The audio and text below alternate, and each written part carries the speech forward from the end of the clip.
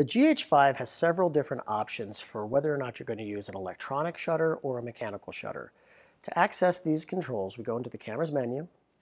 We want to be on the top tab, the camera tab. We want to be on page 4 of 5 for shutter type.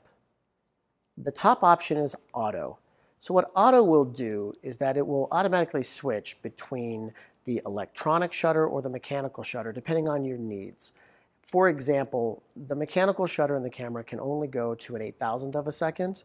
When you're in auto, that means when I go above an 8,000th, it'll automatically switch to the electronic shutter.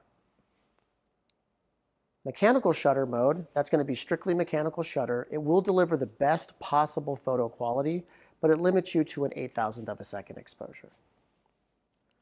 Electronic first curtain, what this does is that there are some times where people are worried that they might get a little bit of shock from the camera's shutter mechanism when the first curtain that starts the exposure drops into place.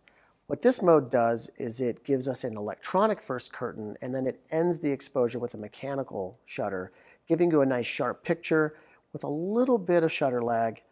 And the biggest drawback is you can only go to a 2,000th of a second exposure. The last option is electronic shutter.